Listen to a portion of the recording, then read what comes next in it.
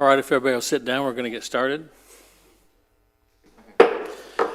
Good evening and welcome to the City of Palm Coast Hybrid May 19th, 2021 Planning and Land Development Regulation Board meeting. Access to this meeting is being provided via live stream on the city's website at www.palmcoastgov.com and 386-223-1690. Should technological difficulties arise, the chair may recess or adjourn the meeting and advise of a time to reconvene or reschedule the meeting. If you're having problems connecting or need technical assistance, please call 386-986-2391. Public participation will work as follows. The chair will call for public participation. Those in physical attendance will be given the opportunity to address the PLDRB members by approaching the podium. When no further in-person attendees approach the podium, the chair will then call for public participation for callers that are on the line to address the board. For all callers, prior to calling in with your comments, if you're watching the meeting from our website, please mute your computer so when you call in with your comments, there is no interference. To participate via phone, please call 386-223-1690. You will need to hit star 9 to raise your hand to provide your comments when you would like to speak during public participation. You will be acknowledged by being unmuted, and you will hear a message that you have been unmuted. Please begin by stating your name clearly and slowly for the record. You will have 3 minutes to speak. When there's 15 seconds left to your 3 minutes, you will hear a beep, and then at the end of your 3 minutes, you will hear another beep, and you will be muted at that time. You will not be disconnected from the meeting. All callers will have the opportunity to speak. Please be aware there may be a short pause as we switch to the next caller. Today is May 19th, 2021. It's approximately 5:30 p.m. Please rise and join me in the Pledge of Allegiance. I pledge allegiance to the flag of the United States of America and to the republic for which it stands, one nation, under God, indivisible, justice for all. Thank you, Irene. Would you call the roll? Mr. Smith. Mr. Smith. Here. Mrs. Lucas is excused. Mr. Albano. Here. Mr. Scully. Here. Ms. Shank. Here. Mr. Lemon. Here. Ms. Nicholson. Here. Mr. Hilton. Here. Ms. Bolt is excused. Mr. Chairman, we have a quorum. All right, thank you. First item on our agenda is approval of the minutes from our April 21st, 2021 meeting. Are there any corrections or additions? If not, is there a motion from the board? I make a motion to approve the minutes as provided. Is there a second? I will second. Okay, there's a motion and a second. Irene, would you call the roll? Mr. Albano. Yes. Mr. Lemon. Yes. Mr. Hilton. Yes. Mr. Scully. Yes. Ms. Nicholson. Yes, Ms. Shank. Yes. Mr. Smith. Yes. The motion carries 7-0. Thank you. Item number 2, a zoning map amendment from light industrial IND 1 to high intensity commercial COM 3 for a 10 plus or minus acre parcel located 1,800 feet north of Whiteview Parkway on the east side of US 1. This property is more commonly known as the Alamo Business Center. Mr. Tyner, who will do the city's presentation? Mr. Papa will, but just a brief introduction. This property was zoned industrial. It was annexed into the city in 2006 for the remainder of the property. It has approximately 95,000 square foot of outdoor and indoor self-storage. On the frontage, there's approximately 25,000 feet of 3 multi-tenant buildings. So actually, staff approached the owners of the property because the frontage is more geared more towards retail.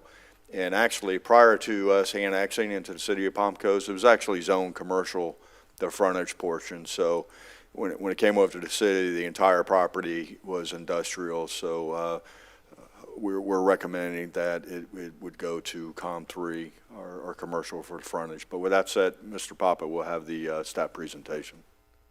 Thank you. Good evening, Mr. Chair and members of the board. Jose Papa for the Community Development Department. As Mr. Tyner has mentioned, I'll just go ahead and provide you with some background and justification for the proposed rezoning of this business. What we have here is a 10 plus or minus acre parcel. It's developed. It's, most folks are familiar with the Alamo Business Center, which is located on US 1, and it's about a quarter of a mile north of Whiteview Parkway. To the south is the African American Cultural Center, and across the street is the Town Center Business Park, which is mainly composed of industrial uses and some outdoor storage areas. So as Mr. Tyner has mentioned, developed within the Alamo Business Center site is about 95,000 square feet of self-storage area, indoor and outdoor, and multi-tenant buildings along US 1 in 3 separate pods. You have 2 pods on the northern portion of the property and 1 big pod along the south. And there's a photo of those multi-tenant buildings. So the proposed, going back, the existing future land use map designation for the parcel is mixed use. And as Mr. Tyner mentioned, the existing zoning right now is light industrial, industrial 1, as when it was first annexed into the city. So the proposed amendment is to change that industrial 1 to a high-intensity commercial, or COM3 zoning district, which would be adjacent now to a public, semi-public use, the African American Cultural Center. The industrial uses to the west, which are in Flagler County. There's a commercial 2 zoning district to the north, and multifamily residential 2 to the east. But the one thing I would highlight about that multifamily residential area to the east, if I just go back to the aerial real quick, is that there is a conservation easement between this MFR, between the existing Alamo and where you would have, I believe apartments were approved for this site about a year ago. So there is that buffer that serves there. And being an existing use, it's not going to come as a surprise to anyone who will eventually live in that area.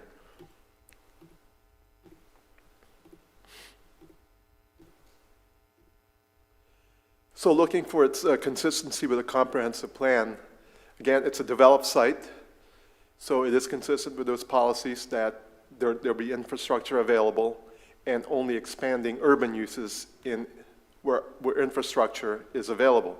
So it is consistent with comprehensive plan policies for that. Its impact on the natural environment, there is no additional impact since it is a development site, a developed site. And the same thing for its impact on public facilities. No additional impact being a developed site. Its impact on the economy, there is no perceived negative impact on the economy. The rezoning provides really for a greater variety of economic opportunity than the current zoning.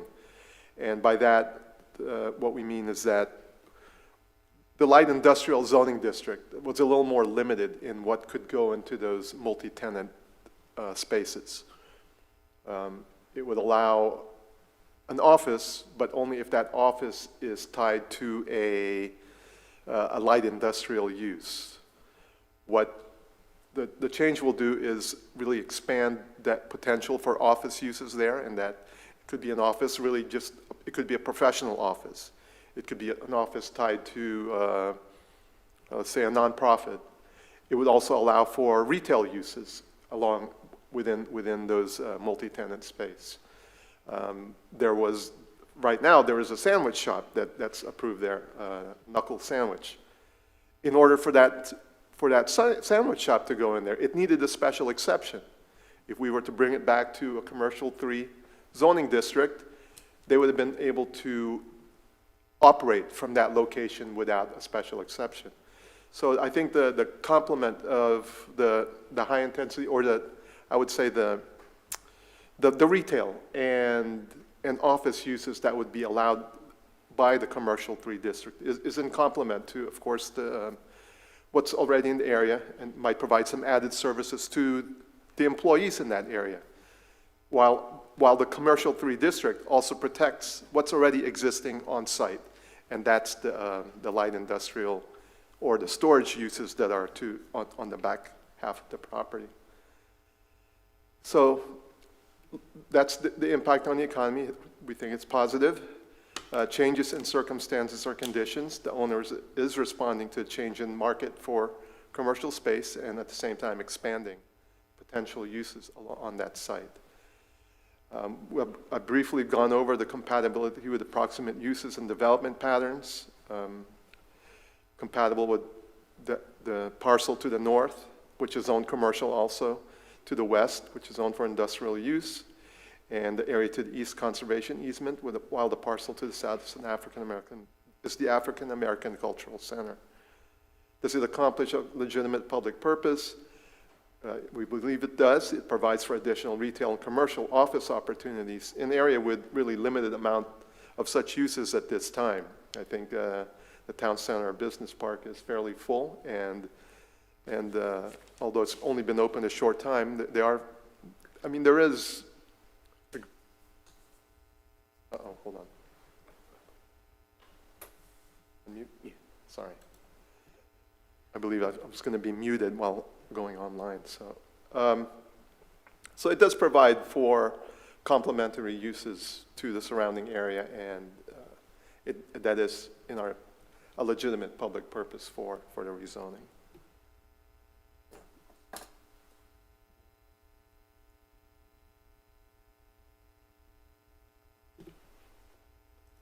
The next slide is a recommendation slide. It's not changing, but staff is recommending that the Planning and Land Development Regulation Board recommend that City Council find this application consistent with a comprehensive plan and approve this application, number 4722, which is a zoning map amendment from Light Industrial 1 zoning district to High Intensity Commercial.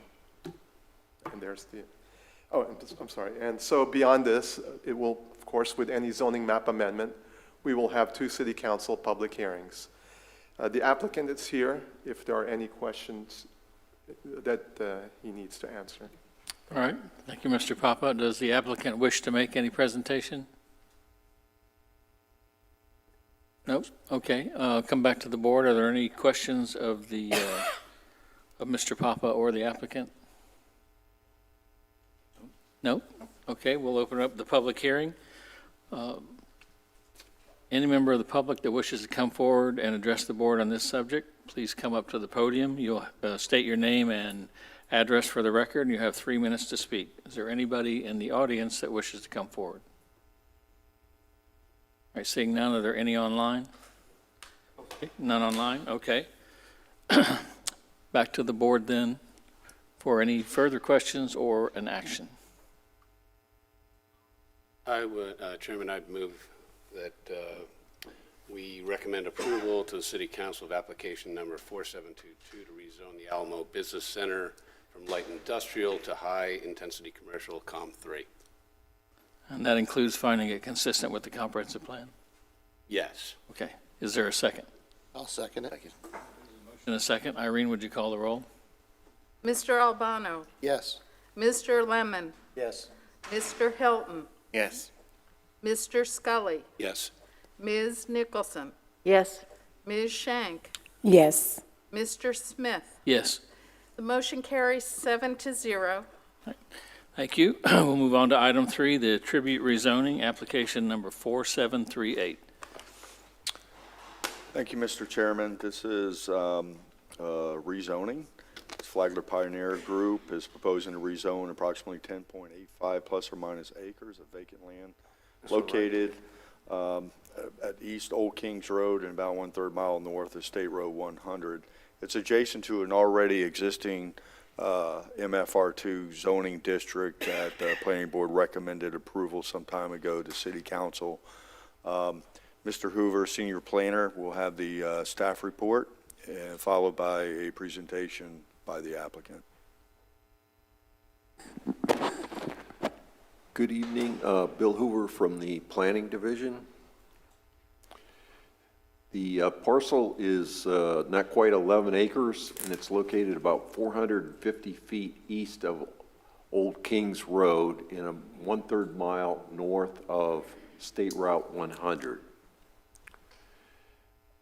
The property owner wants to rezone the property from high-intensity or COM3 commercial zoning district to the multifamily residential 2 or MFR2 district. And you can see the western property line of this is at the old alignment of Old Kings Road. The Ravenshill Holdings LLC is a contracted purchaser of the property that we're looking tonight to rezone, which is approximately the east half of Tract 4. They're also under purchase contract for Tract 2 that's owned by the same seller that was rezoned. Actually, I think it came to the planning board in about November 2017, if anyone was on the planning board at that time. This is a very initial rough conceptual layout that the applicant provided last week, and you can see the Old Kings Road in the southwest corner of the screen. The property that would be left over on Tract 4, you can see the COM3 that's on the left side of the property. That shares an access width along the, probably about the north 50 feet of that property that would provide the second access into this site. And on the north side of that is the Walmart site. And to the, if we jump down to the bottom right-hand side of the screen, they plan on taking advantage of the nice lake views there, and those buildings are proposed at 4-story, and then the other buildings in yellow are 3-story. There's also would be 6 carriage homes. Some people call those coach homes. And then as you came in on the main entrance, you'll see that pond. And then as you drove towards the lake or the east, the clubhouse is there in sort of a bronze color.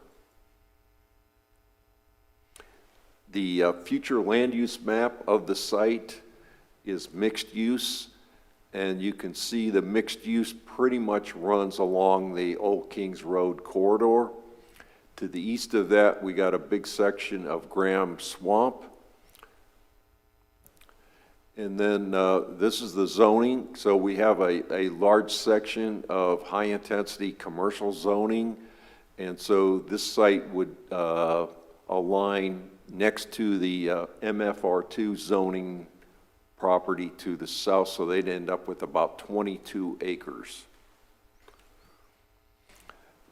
You can see there the brown would show the multifamily residential 2. These are the 5 review criteria that you get to see for most of the projects coming your way. It must not be in conflict with the public interest. Once you get into the mixed use area of the comprehensive plan, you find that the MFR2 is an allowed zoning district, and in staff's professional opinion, it would be compatible with the other uses allowed on neighboring properties. It also needs to be consistent with the comprehensive plan and the land development code. The portion about the land development code would be applied later when they got to a technical site plan. As proposed to MFR2, the project would meet 4 goals, policies, or objectives of the comprehensive plan. Those would be in the land use element and the housing elements. It must not impose a significant hardship or liability on the city. In this case, all the public facilities are available to serve the site, including a 4-lane road out front that's has level of service B today. And it also must not create an unreasonable net hazard or nuisance. So in staff's opinion, the high-intensity commercial uses around this project on the north, west, and south are appropriate, and then on the east side, we have Graham Swamp. The closest residential property to this site, by the way the crow flies, is about just under a mile to the east. If you remember the Colbert Landings rezonings, I think it was 400 homes or something like that. So that'd be directly to the east across Graham Swamp. If you went to the north, partially across the swamp in the Walmart site, Hidden Lakes is up there, as well as Toscana. And those are about a mile away. The project will also need to meet all applicable local, state, and federal government development requirements. We did hold a neighborhood information meeting on this May 11th at Hilton Garden Inn. The applicant had 2 representatives there, and Mr. Tyner and I also attended. No one from the public attended. There was a total of 6 property owners listed, including Walmart. Obviously, Walmart's probably not going to have a problem with residential homes close to them. Staff has not received any correspondence from the public, nor spoken to anyone on the rezoning. The next steps, this would go to City Council for 2 public hearings. And at that point, the applicant has indicated they would apply for a Tier 3 master site plan, which would come before you before going to the City Council for final determination. Planning staff recommends that the Planning and Land Development Regulation Board determine the tribute rezoning, application 4738, is consistent with the comprehensive plan and recommend approval to City Council to rezone the 10.85 acres from high-intensity commercial, or COM3, to the multifamily residential 2, or MFR2 zoning district. And the applicant's team is here and has a PowerPoint presentation also. All right, thank you, Mr. Hoover. The applicant come forward, make their presentation.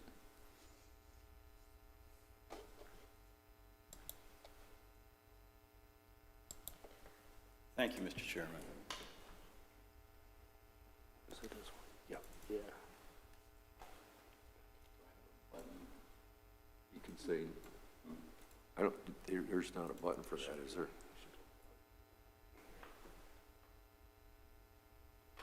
Well, for the record, my name is Charlie Faulkner. You want to just say next? Yeah, I'll yeah, flip. just go on to the next slide. And you've already heard just a little bit about it. You're going to get a lot more detail. The project is known as the Tribute. And Old Kings Road is a silver thread kind of running through this whole theme, all the way down to the architecture. Go ahead. This is the property to be rezoned just by itself. Currently, it has no, can you guys hear me okay? Yes. Okay. It has no road frontage. You can see on this slide, it does include a section of the Old Kings Road, or the Old Kings Highway. And so it has no neighbors, so to speak. Go ahead. I think Bill did a good job, talking about the location. I just point out that it's located really close to an interstate highway system. The Florida DOT, State Road 100, is a strategic intermodal portion of their system. And then we have a city arterial road. So vehicular-wise, it's very well located. Thank you. And there again, in yellow, is the proposed rezoning, the area that we're proposing to rezone. Back up one. Back up. Thanks. To the north, it's high-intensity commercial. To the west is the same. To the south, you can see track 2 that Bill spoke about a little bit earlier, that was rezoned to multifamily several years ago. And then to the east, it's a flume conservation area, conservation wetland area. Go ahead. And again, the reason I threw this slide in there was you may hear people talk about, okay, thanks. Tracks. Well, this illustrates track 2 and track 4. And we're asking to rezone essentially the eastern half of track 4.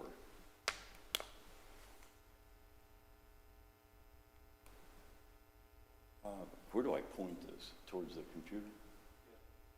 Okay. Again, the future, we've already talked about what the current zoning, the future zoning, if this is approved, would allow us to essentially reconfigure track 2 and have enough land and enough density to allow us to do a very high quality project. And then we talked about vehicular access. The site's pretty well suited for pedestrian access as well. You can see here, you can jump on a bike and go to the beach. You can take advantage of the Graham Swamp Trail or keep heading out west on the Lehigh Trail all the way to US 1. And then you can duck into town center a couple different ways and have restaurants, schools, an airport, a lot of services. This chart right here is a breakdown essentially of how the units are calculated. In yellow, the tract that we're asking to rezone, your code allows 12 units an acre for uplands, 3 units per wetland acre, and this is a breakdown between the two, totaling 246 units. The design team, I'm not going to go through and read it, just leave it that this is an absolute top shelf group of professionals to produce a really great project. And with that, I'm going to turn it over to Neil Stacy, who is going to be the developer.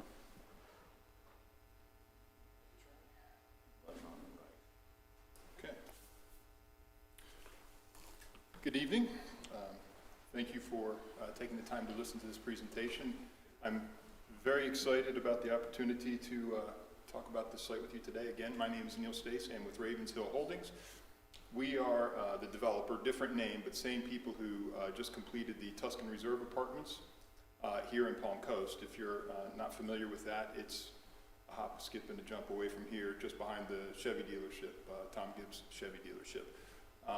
That particular project, I'm going to reference a little bit tonight because it has enabled us to gain a really nice insight into the Palm Coast resident, the styles of units that they like, what they're searching for, and the fact that there is significant demand for additional luxury apartments here in Palm Coast. Tuscan Reserve was a condominium that was originally constructed in 2007 or 8. The bank took it back as a condominium. The bank took it back, and it sat essentially abandoned for a decade. We had the opportunity to purchase this project, renovate the existing units, and then construct an additional 115 units. It's been a tremendous success. We had a wonderful time working with the staff and all of the officials here in Palm Coast, and that encouraged us to look for other opportunities here. When I say success, it's currently 100% leased, and we have a 10 to 20 person waiting list as we speak right now. And we get calls on a daily basis, not only for our project, but then there's no place else for residents to move in this general area. It's an incredible supply-demand imbalance that we have right now in the city, and something that these units here will help to address. So with that, as I mentioned, I want to start with who will live here because I think it's important. We plan to build an upscale, top-of-the-market type project. This site deserves that. In my opinion, it's the best multifamily site in the entire city. I live and breathe this stuff, and I get very excited about it. But when you see the site with its location, its visibility, the beautiful, very crystal clear lake, access to 95. It's in a commercial district away from single-family homes, good traffic patterns. It couldn't be a better place site for multifamily. And as I mentioned, we just did the Tuscan Reserve, and as I'm continuing to reference, the resident that we were able to attract there, and we were a little bit stifled in what we could build. It's a small site. We were able to do a little bit more with our future project here. But this gives you a good indication of what we see. And these are interesting trends that we see of people coming to Palm Coast. The average resident here has an income of $88,500 per year, which is, in apartment terms, extremely high. It's 24% higher than the 5-mile radius around the project, and a typical project would be closer to about a $40,000 to $50,000 average income. These particular residents are older. The median age of a typical multifamily project is around 30. Ours is closer to 40. And in fact, when we asked people to fill out what their occupation was, the most checked box was retired. The people who do work are in the healthcare industry, or they are able to work out of their homes. You're seeing people, not just here in Palm Coast, but all throughout Florida, moving from out of state, coming into towns such as this, looking to build homes. There's a lack of available homes to move into, so that gives an impetus to rent for a year, decide if they like Palm Coast, and to put down roots. And we're seeing this as a trend that is somewhat new, but is only gaining steam. I mentioned here that the ones who are working are professional. Healthcare, fire industries, finance, insurance, and real estate are the most check boxes of our residents at Tuscan Reserve. As you see, I'm mentioning, as you know, Advent Health bringing in more than 400 new jobs, less than a mile. There's very few places for them to move to, and a very nice luxury community. Many of those people tend to be renters and would have a hard time finding something of the quality that we're proposing here. As I mentioned, Tuscan Reserve was the first new units that I would classify as luxury to be delivered in the city of Palm Coast since about 2009. It's just the way the real estate industry works. When there's a new cycle, it always starts in the inner cities of the big cities and expands to the suburbs and makes it out to Daytona and finally here, which puts you at a little bit of a disadvantage because you're just sort of behind the curve through no fault of your own. But now it's very clear that there is this supply-demand imbalance, and we're looking forward to being able to mitigate some of that. This slide here you've seen plenty of times before, but just to reorient you, we're surrounded by commercial uses here, many of which are yet to be developed, and we think that the housing that we're going to bring here will help bring new businesses to the area as well. Again, being what we expect to be an affluent renter, that will be a positive for development of new retail in the area, as well as other businesses who are looking to move to Palm Coast. They will ask questions such as, what is your available housing stock? And we would be able to answer that question more in the affirmative with more units. And you've seen this before. I'll go into a little bit more detail here without trying to get too deep in the weeds. As Mr. Hoover mentioned, this is very conceptual at this point. This is just a rezone. It's not a full site plan approval process. So this is something that is likely to change in the specifics, but not in the intention of what we're trying to accomplish. So we can speak affirmatively to the ideas of what we're looking to construct. We're going to focus it, and the name, the tribute, which at first sounds maybe like it doesn't make a lot of sense. I'll explain that here. On the western boundary between the tract 4 that we are not looking to rezone and the tract that we are, you will see that it is the historic Old Kings Road. And we have engaged an archaeologist by the name of Dana St. Clair, who is not here with us tonight, even though he has slides. So we will go through those quickly. I'll do my best to put on my archaeologist hat. But it's very fascinating. If you're not familiar with the Old Kings Road, as I understand it, it was a road that was built by the British back in the 1770s that has been preserved in some places, developed over in many places, but it ran all the way from New Smyrna Beach all the way up to Savannah, and it was a main supply route for the British troops back in the Revolutionary War. And before that, I think it was an Indian trail, which is how they decided to use this in the first place. And it's something that I find, as a historical nut, very fascinating, and something that we have the ability to preserve, and I would like to be able to do that. You'll notice that near the exit ramp there, we have notated a visitors parking lot. We will engage the archaeologists to work with the state up in Tallahassee to notate this site. We'll put a kiosk of all the historical importance of this, and we will invite the public to be able to have access to this particular section. It goes many miles, as you can imagine, and obviously we can only preserve our part, but that's something that we think is very important to do, and we have the ability to do it. I'm excited to be able to do that. So that's where the name The Tribute comes from. It's the tribute of this particular road. I mentioned the lake that's in the southeastern portion. Clearly, from an amenity standpoint, we want to be able to utilize that as an amenity for our residents. To me, building a community is about just that. It's not just apartment homes. We like to be able to create something that people can enjoy, not just in between their four walls, but also throughout the entire 22 acres.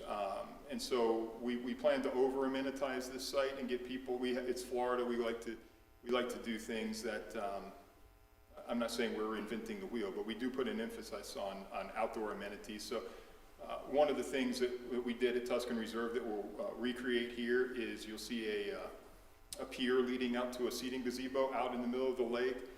Again, we'll orient these units with wonderful lake views, and if they don't have those, we'll try and take advantage of the wetland views. And we'll have big seating areas as well as infinity edge pool.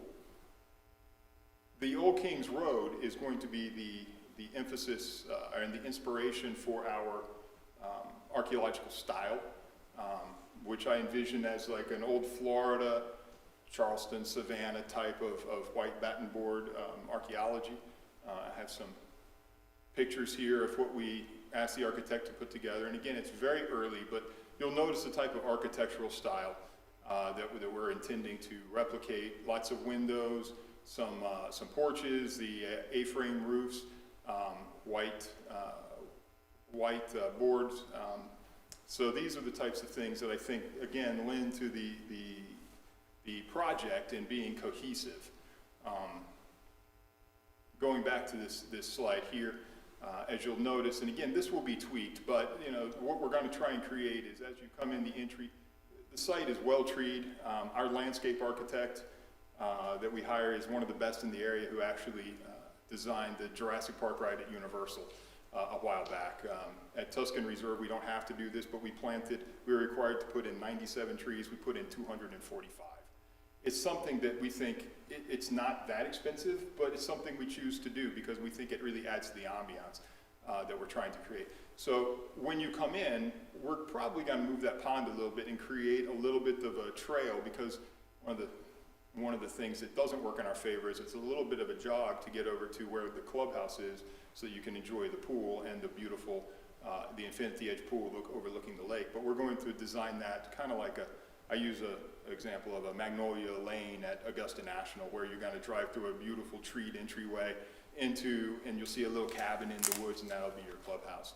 So one of the beautiful things with 23 acres is extremely low density, allows us to take advantage of that, and we will absolutely do that. Again, just sort of talking about the amenities, I'm not going to read through all of these. They're there for you to review. It's basically the things that I just mentioned here. Here's some pictures of Tuscan Reserve. Again, this is not the project that we're going to build. It's what we have built, and it'll show some of the things that we did. Again, there's an example of our pier, and the pool with the landscaping. Is an example of the private garage, that we will have a few of those as well, and those will match the architectural style of the buildings. Here's an example of the seating areas that we provide as neighborhood areas. We like to do things such as food truck events and really allow the community to get to know each other. It's important to us.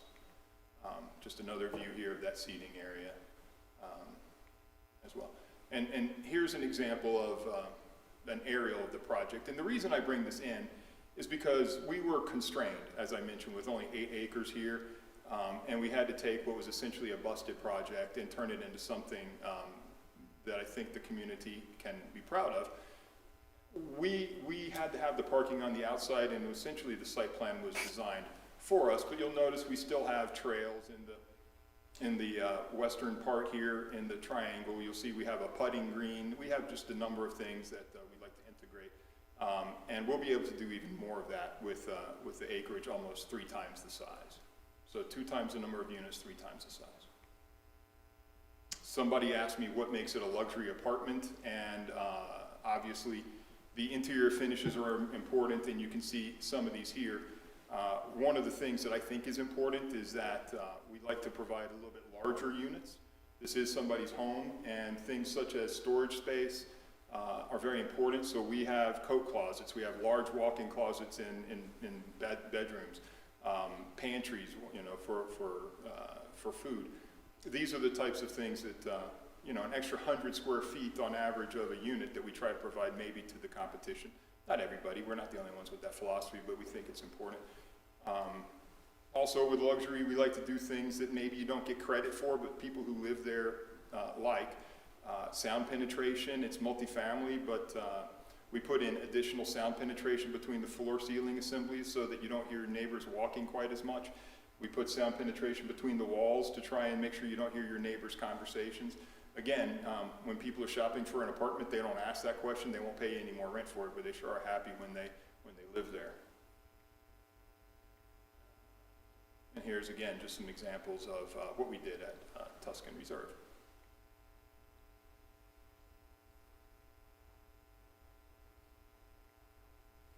And this is when my archaeologist friend was going to speak on the Old Kings Road. So this is not my forte, but I will do my best to paraphrase what's here.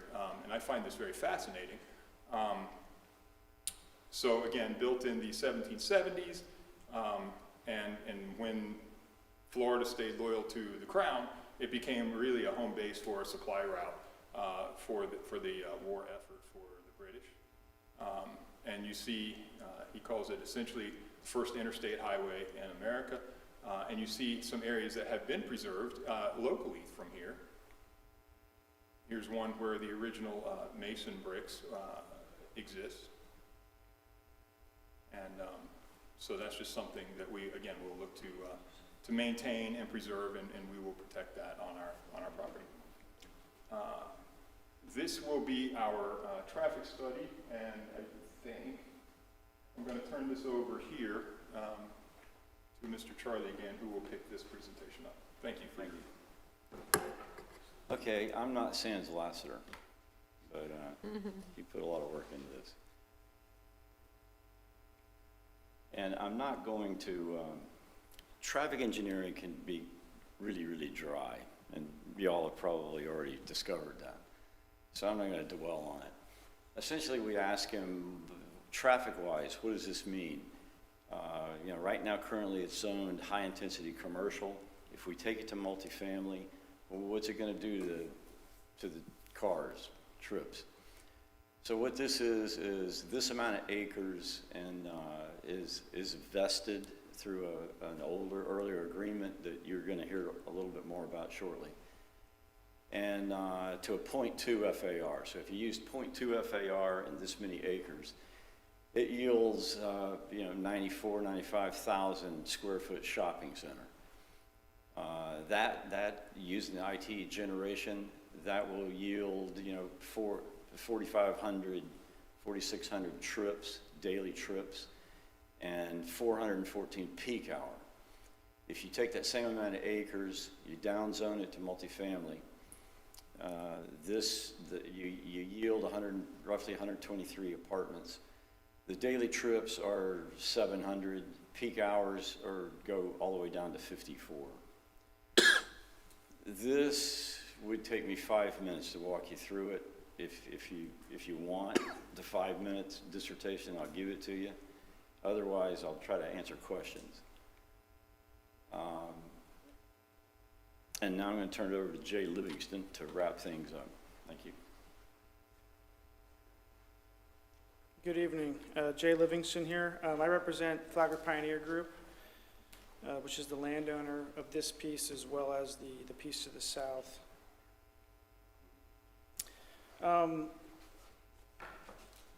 Staff, did an excellent job in terms of summarizing the comprehensive plan. There's a few things we want to highlight, a few other things we want to point out.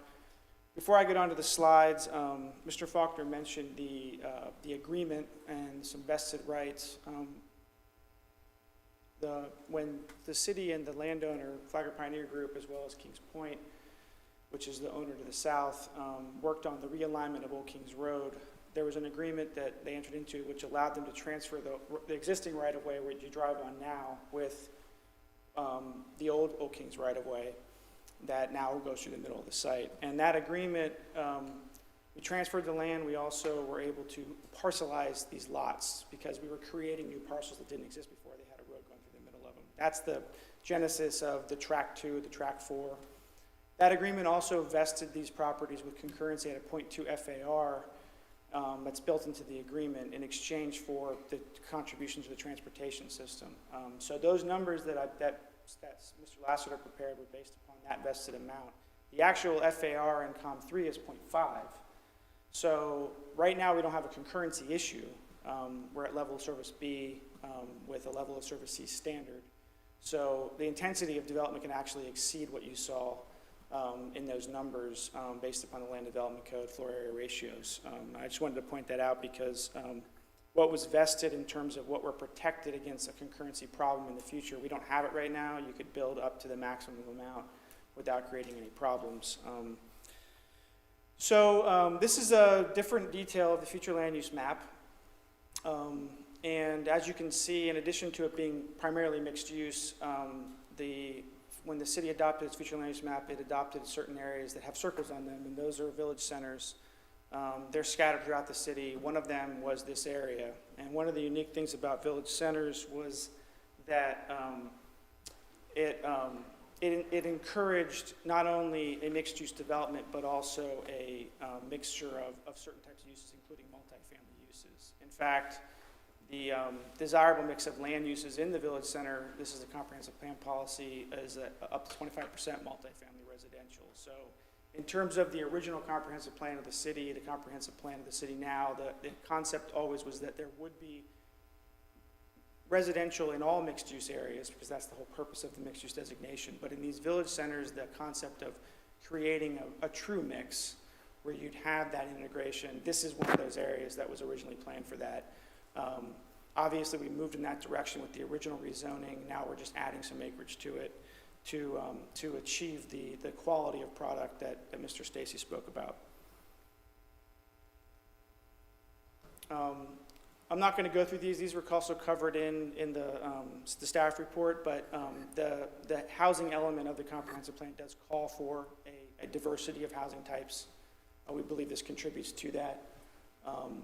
There's not only a market demand for this type of housing type, but there's also still, even though we have made a lot of progress in that regard, when this policy was originally adopted, the findings of the comprehensive plan was that we had way too many quarter-acre lots in Palm Coast without any other types of housing types. Now, we've made a lot of progress in that regard over the years, but there's still a lot of progress that needs to be made, and this project contributes to that and meets the intent of these goals from the comprehensive plan.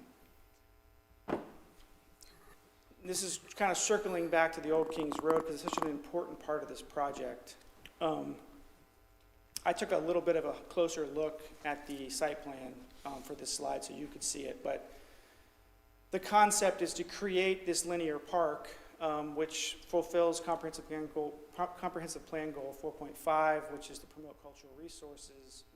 This linear park will serve as a way for the public to access it. There'll be an attempt by Mr. St. Clair to provide some interpretation of the archaeological resources that are there.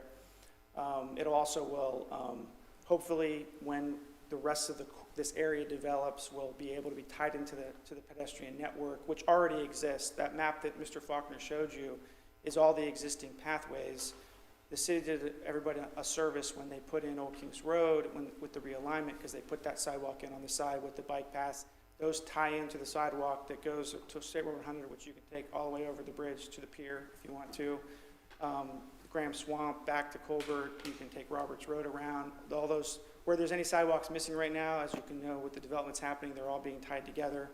I mean, you really can go from the top of the county all the way to the beach, but from this site without ever having to get on a road, with the exception of some crosswalks along the way. So that's a really nice thing, and it's something that we should all be proud of in the city, because not a lot of cities have accomplished that kind of integration so early in its life. Usually it's done after the fact, and it's too late to do it right. So the people who were involved in that over the years deserve your credit for what they've accomplished. I included in this map, I found a really cool map from 1867 of Florida. I wish I could have provided the whole thing, but it was way too big, so you guys could all steal a copy of it. It's a really cool map because, you know, it's before they dug the big ditch, and you could see what Florida looks like. But I was able to find our part of the state, and as you can see, we have Smiths Creek and Bulow and Tomoka, and you can see the location of the Kings Road there. And that is why, because of some of this historical data, this is why we believe that the Old Kings Road segment that's here and the other places that's been looked at is part of that original construction that the British, you know, laid down the hardtop, but I think the actual trail goes back before anyone remembers, because it's a sandy ridge that is a perfect place to get along the coast. So Native Americans were using it before the British co-opted it and put down bricks and made it a more stabilized thoroughfare along the entire coast.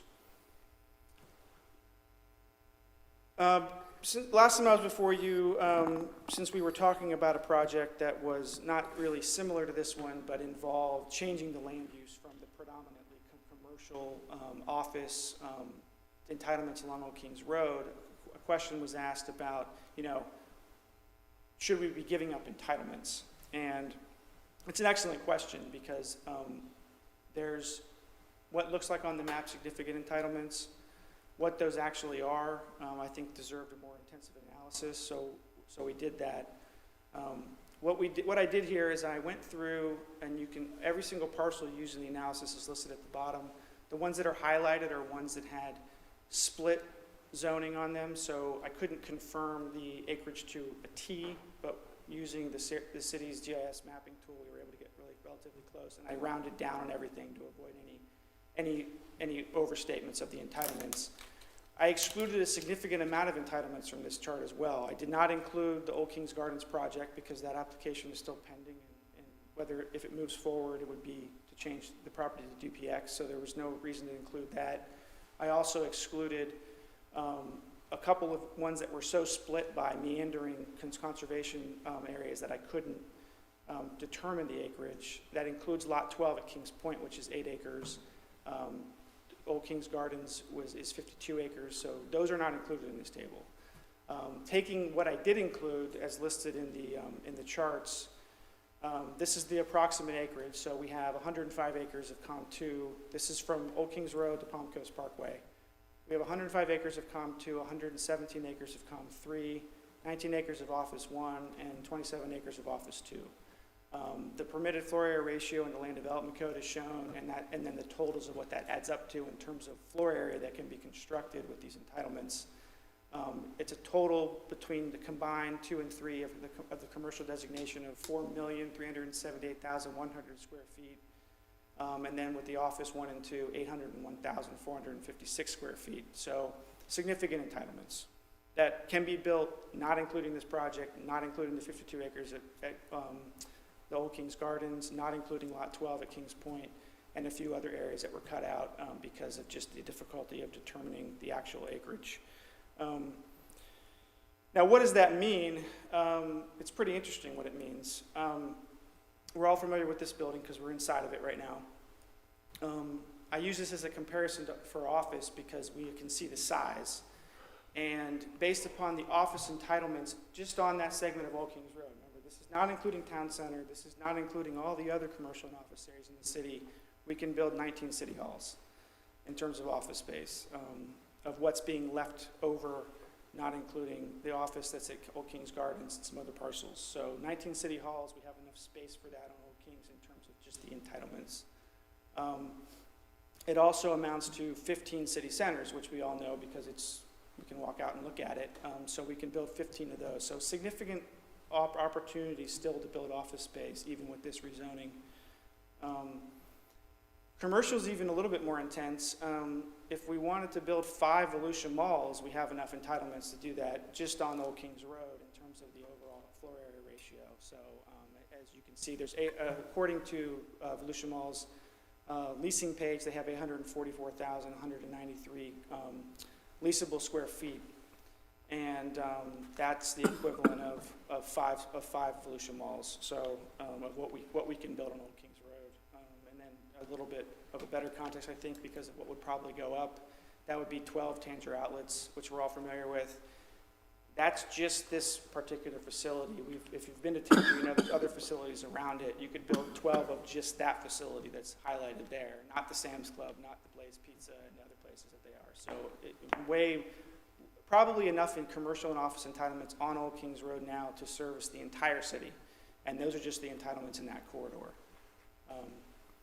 And ending with a picture of the project.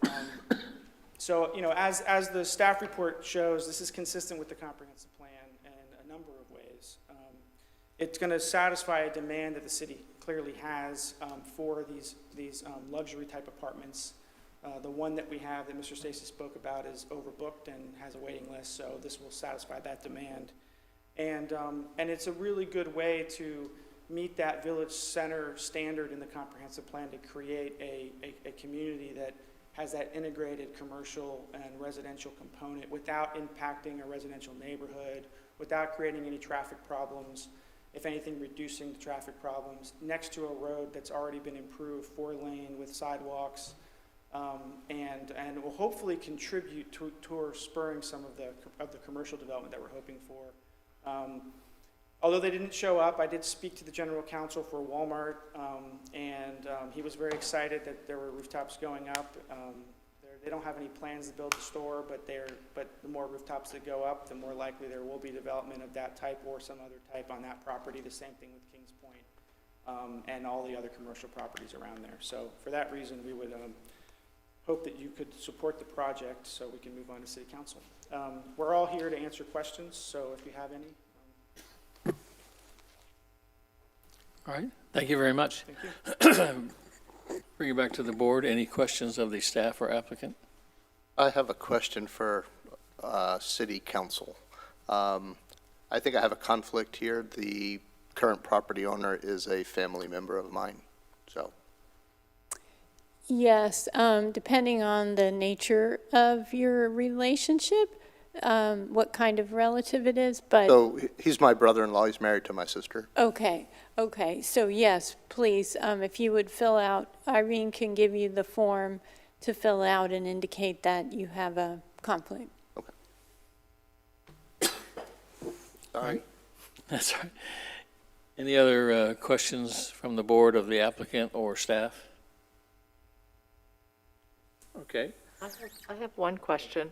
What is the vision, if you have one or any knowledge of, for the balance of Track 4?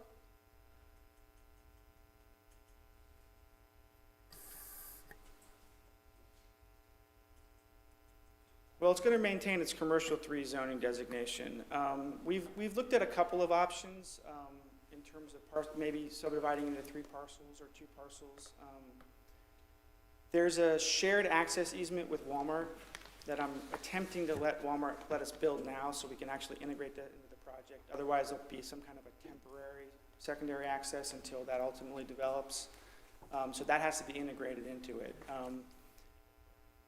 Without having any specific buyers or developers in mind, my guess is that this project is going to ultimately define what goes there because it's going to affect what you want to put there and not there.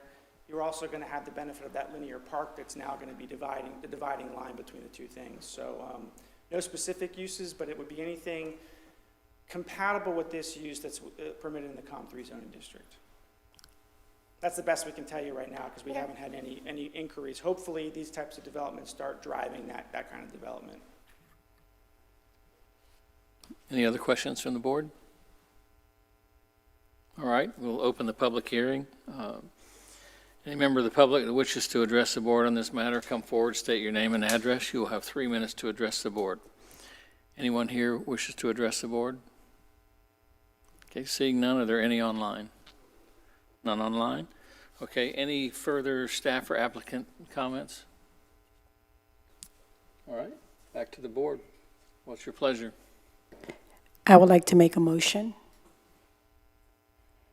to approve application number 4738, that it is consistent with the comprehensive plan, and recommend the rezoning of 10.85 acres from high-intensity commercial COM3 to the multifamily residential 2 zoning district. All right, is there a second to the motion? Second.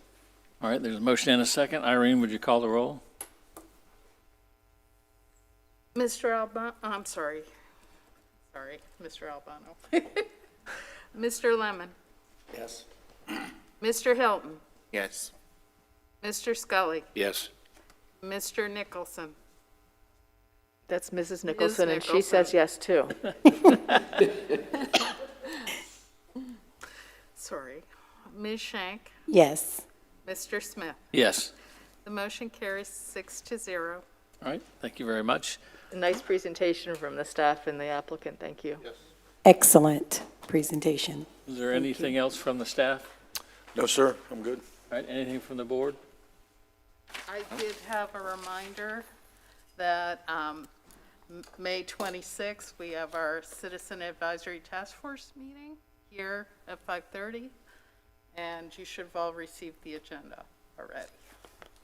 All right, thank you. Is there a motion to adjourn? Yes. Adjourn. I'll second. All right, all those in favor, please say aye. Aye. Any opposed? We're adjourned. Aye.